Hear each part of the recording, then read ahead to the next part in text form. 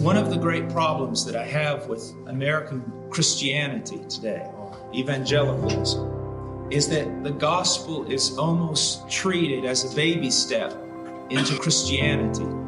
It's reduced down to a little tract. If we agree with what's said within the pages of that tract, we're called Christian, and then we go on to greater things.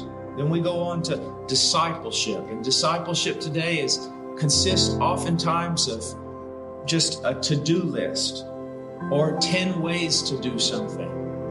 And we miss the entire point of everything that the Scripture's teaching us in the New Testament. That the gospel is it. It is not a message among many. It is the message over all.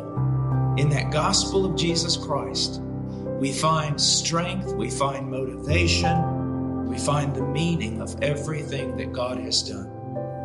So many people today are caught up in the second coming, when, how, where of the second coming. But you're going to know absolutely everything about the second coming on the day it occurs.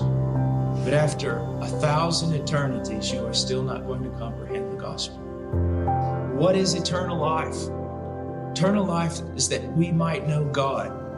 We might know this Jesus Christ whom He has sent. So when do we begin eternal life? At the moment of conversion. So what do we begin at the moment of conversion? We begin a race.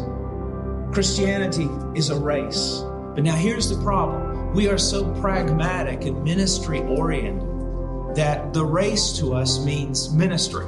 That's the race. Well, that's part of the race, but it's only a small part of the race. The race that you have begun is the chasing after God.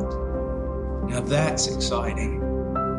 The chasing after God and the chasing after all that God has done and revealed in the person of Jesus Christ. That's the race. And it is the only race that will not burn you out. If your race is ministry, you will burn out.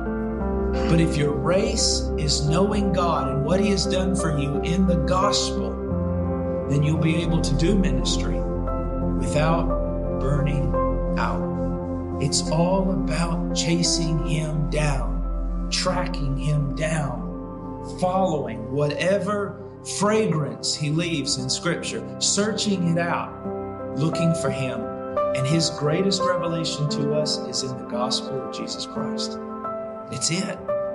It's the treasure.